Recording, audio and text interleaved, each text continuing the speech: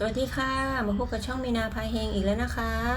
ก่อนจะไปรับชมคลิปก็อย่าลืมกดไลค์กดแชร์กดติดตามให้มีนาพาเฮงด้วยนะคะเวลาลงคลิปใหม่ๆจะได้ไม่พลาดชมกันชอบอาจารย์ท่านใดติดตามอาจารย์ท่านใดอยู่ก็ขอให้เข้าก็ขอให้ปังขอให้เฮงเฮงรวยๆไปพร้อมกันเลยนะคะไปพบกับแนวทางท่านแรกได้เลยค่ะสูตรนี้นะคะขนมไทย2 พฤษภาคมให้เด่นสายใต้นะคะสายใต้ให้เด่นไปที่0แล้วก็6นะคะเด่น0เด่น6จับชุดก็จะได้0660 0660นะคะลองพิจารณาดูนะคะเป็นแค่แนวทางมาให้เท่านั้นขอบคุณเจ้าของข้อมูลแนวทางต่อไปได้เลยค่ะแอดชลดาขนมไทย2 พฤษภาคมให้เด่นสายใต้นะคะสายใต้ให้เด่นไปที่0ก็จะมี0550 0660 00แล้วก็55นะคะ0550 0660 00แล้วก็55นะคะตัวเน้นตัวอัดก็คือ5005นะคะลองพิจารณาดูนะคะแคปหน้าจอไว้ดูได้เลยค่ะตามต่อเลยค่ะศรีสะเกษกันเองขนมไทย2 พฤษภาคมให้เด่น3 ตัวสายเหนือนะคะสูตรที่1 3 หลักก็จะมี248 228 448 428 2 หลักก็จะมี4884แล้วก็2882นะคะ48 28นะคะ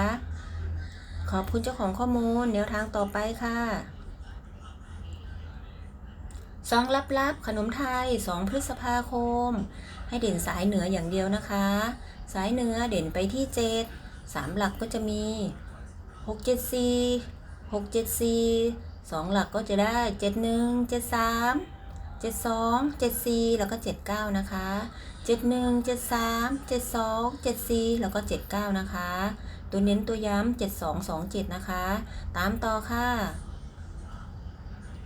แอดชลดาขนมไทย2 พฤษภาคมให้เด่นนะคะแต้มล่างเด่นไปที่0 1 2 3 4แล้วก็5นะคะลองพิจารณาดูนะคะแต้มล่างชอบตัวไหนคะ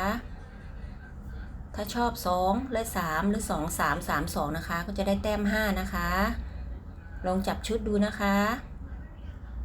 จับดีๆได้โชคนะคะขอบคุณเจ้าของข้อมูลตามต่อค่ะแอดทะเลใจ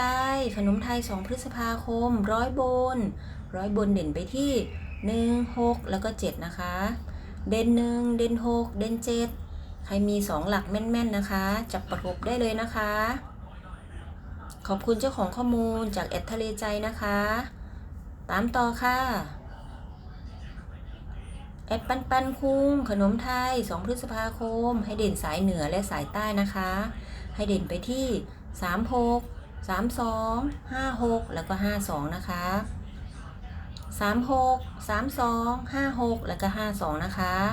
ชอบตัวไหนกันคะชอบ5662ไหมคะขอบคุณเจ้าของข้อมูลตามต่อค่ะขนมไทย2 พฤษภาคม FC ใจดีนะคะให้เด่นสายใต้สายใต้เด่นมาที่3เด่น3นะคะก็จะมี3113แล้วก็3443นะคะ3113แล้วก็3443นะคะเด่นสายใต้เด่นไปที่3ลองพิจารณาดูนะคะตามต่อค่ะสูตรนี้นะคะ SJR แต้มรวม2 ตัวสายเหนือนะคะให้เด่นไปที่2แล้วก็5นะคะเด่น2เด่น5นะคะชอบตัวไหนกันบ้างคะถ้า11ก็จะได้แต้ม2พอดีนะคะหรือว่าจะเป็น14ก็จะได้แต้ม5พอดีนะคะสูตรนี้นะคะจากแอดตุ๊กตาขนมไทย2 พฤษภาคมให้เด่นสายเหนือเด่นสายเหนือนะคะ3 หลักก็จะมี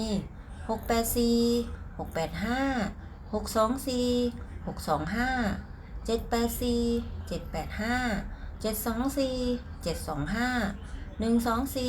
125 184แล้วก็185นะคะแคปหน้าจอไว้ดูกันได้เลยนะคะตัวเลขมันเยอะนะคะ อบคุณเจ้าของข้อมูลตามต่อค่ะสูตรนี้นะคะจากอาจารย์ตี8 ริ้วขนมไทย2 พฤษภาคมเด่นสายใต้ตัวเดียวนะคะสายใต้เมล็ดเดียวให้เด่นไปที่3นะคะ3อะไรดีคะ30ถึง39ไปเลยไหมคะตามต่อค่ะสิงห์เหนือเสือใต้ขนมไทย2 พฤษภาคมเด่นเหนือเด่นไปที่6ก็จะมี60 61แล้วก็62นะคะ60 61แล้วก็62นะคะส่วนเด่นใต้เด่นไปที่5ก็จะมี50 51แล้วก็52 50 51แล้วก็52นะคะแคปหน้าจอไว้ดูกันได้เลยค่ะตามต่อเลยค่ะพ่อใหญ่วิทย์ขนมไทย2 พฤษภาคมพ่อใหญ่วิทย์ให้มาสายเหนือให้เด่นไปที่827 427 27 28 24 47แล้วก็87นะคะสายใต้ก็เด่นไปที่53 54 73แล้วก็74นะคะ53 54 73แล้วก็74นะคะตามต่อค่ะมาวิ่งเงินล้านนะคะ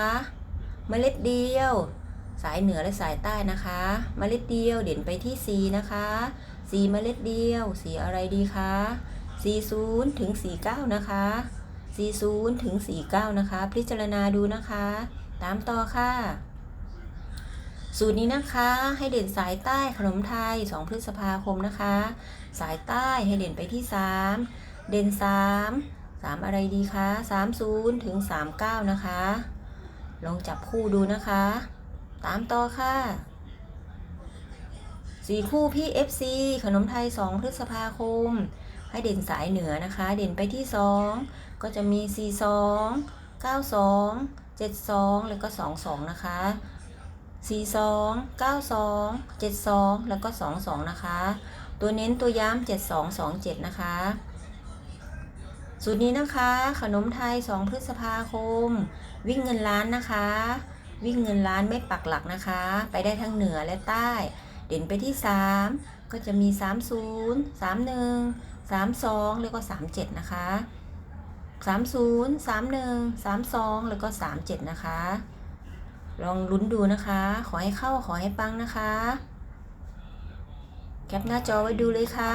ตามต่อค่ะ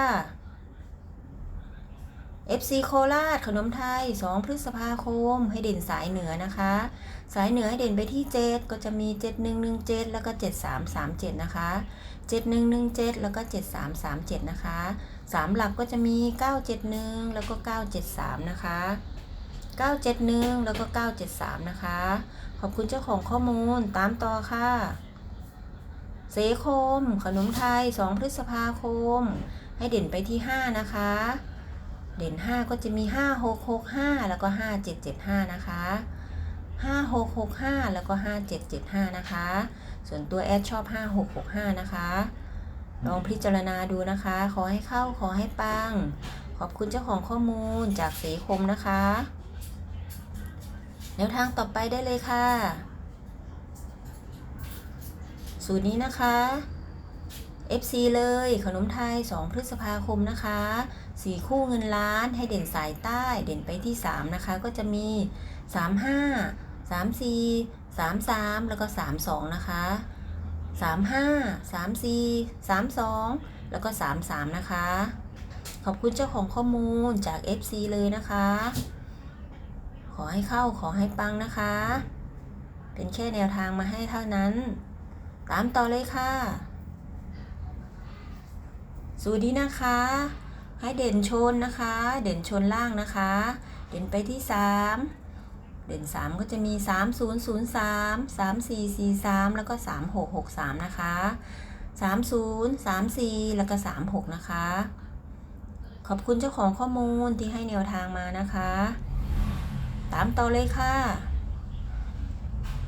สูตรนี้นะคะขนมไทย2 พฤษภาคมจากเทพบรรลือสูตรขั้นเทพนะคะเด่นสายเนื้อเด่นไปที่73 76 77แล้วก็78นะคะ73 76 77แล้วก็78นะคะอีก1ตัวจับอะไรใส่ดีคะลองพิจารณาดูนะคะ จับดีๆเผื่อได้โชคนะคะ3ตัวนะคะ ขอบคุณเจ้าของข้อมูล สุดท้ายนี้ก็อย่าลืมกดไลค์กดแชร์กดติดตามให้มีนาพาเฮงด้วยนะคะ